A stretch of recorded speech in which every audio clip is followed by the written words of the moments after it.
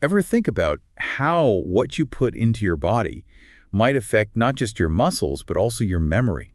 Yeah, that's a good question. It's a connection we don't always make, but it's worth exploring.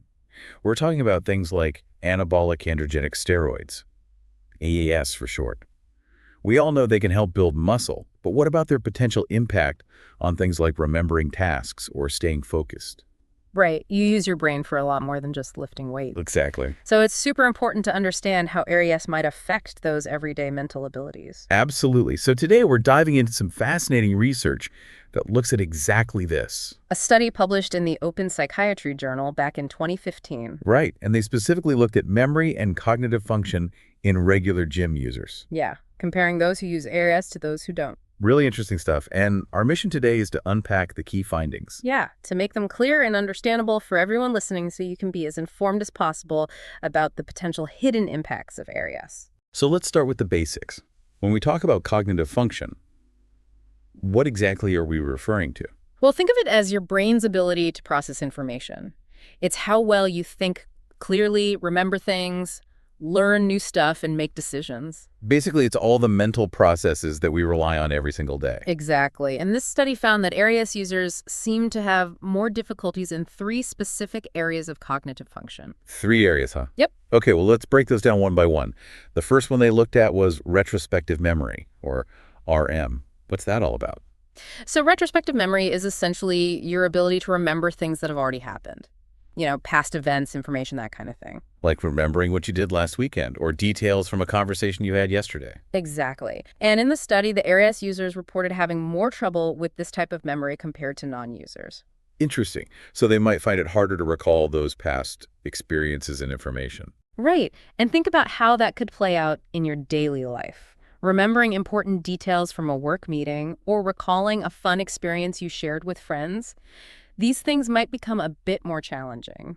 And all those little things can really add up and affect your day-to-day life. Yeah, absolutely. Okay, so what was the second area of cognitive function where they saw differences? So the second one is called executive function, or EF. And this one's a bit more complex. It involves a whole bunch of higher-level cognitive skills. Okay, give me an example. Think about things like your ability to focus your attention, to juggle multiple tasks at once, to control impulsive actions, and to plan and organize what you need to do. So it's kind of like your brain's control center. Yeah, exactly. It's managing all these different mental processes that are essential for getting things done. And what did the study find about CHAAS users and their executive function? Well, they reported more issues with things like sustained attention, multitasking, impulse control, and planning ahead. So they might struggle to stay focused on a task or jump between different projects effectively. Yeah, right. And they might also find it harder to resist impulsive urges or to create and stick to a plan. That could definitely make things tricky whether you're at work trying to meet a deadline or just trying to organize your daily life. For sure. And those executive functions are so crucial for achieving goals, both big and small. It makes you realize how interconnected everything is. Our physical actions and choices can potentially have these ripple effects on our mental sharpness and clarity. Definitely something to think about. Okay, so that's retrospective memory and executive function. What was the third area they investigated? The third one is prospective memory, or PM.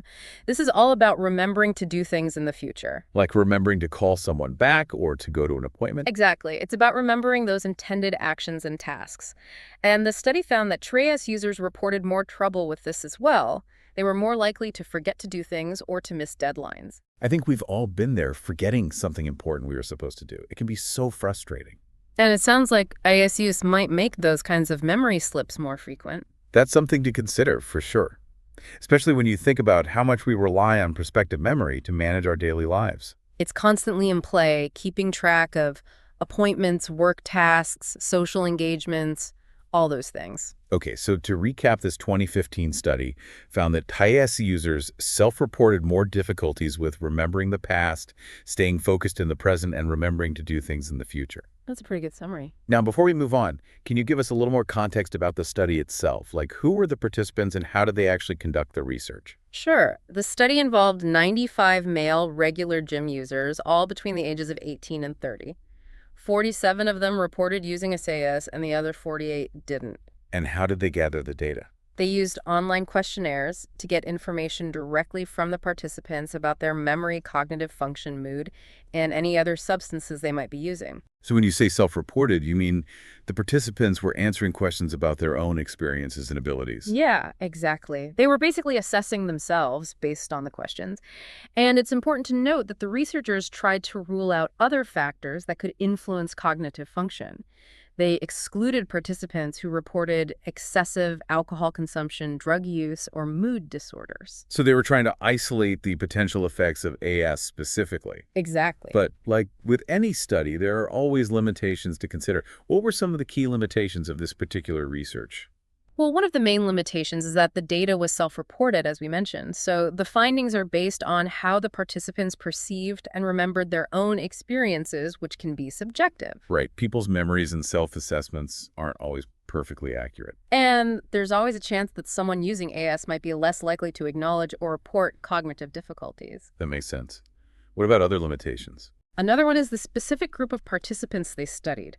It was limited to male gym users within a fairly narrow age range, so we can't necessarily generalize the findings to women older or younger individuals or people who use AS but don't regularly go to the gym. So more research is definitely needed to explore these nuances and to see if the findings hold true in other groups. Definitely. And it would also be great to see future research use more objective measures of cognitive function, like standardized tests. Those would provide a more controlled and less subjective way to assess cognitive abilities. Absolutely. So let's bring this back to our listeners. Why should someone who's thinking about using AS for muscle growth or enhanced performance care about these findings? It's about understanding that there might be trade-offs to consider. We often focus on the potential physical benefits of AAS, but this research suggests there could also be less obvious impacts on cognitive function. So it's not just about physical side effects. Right, it goes beyond that. Yeah. Your memory, your ability to focus, to plan ahead, all those things could potentially be affected. And those are pretty vital for navigating daily life, whether it's your career, your relationships, or just your overall well-being. Definitely. It highlights the importance of thinking about both the short-term and long-term impacts of these choices.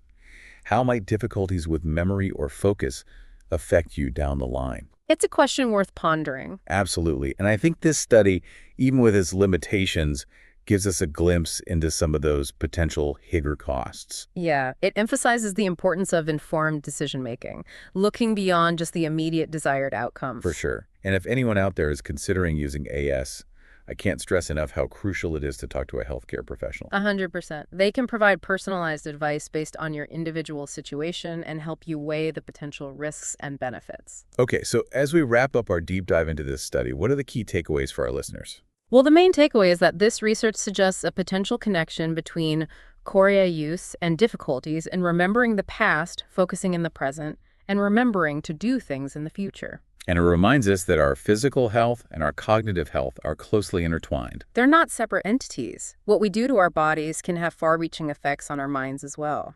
Here's a final thought for our listeners to ponder. Oh. Considering how much we depend on our memory and focus every single day, what are some of the less obvious costs we might be overlooking when making choices about our physical enhancement? That's something to really reflect on. What are we willing to potentially sacrifice in pursuit of certain goals? And if you found this deep dive valuable and want to stay up to date on similar research, be sure to subscribe to our weekly newsletter. We break down fascinating studies into easy-to-understand insights so you can make informed decisions about your health and well-being. You'll find the link to subscribe in the show notes. Thanks for joining us. See you next time.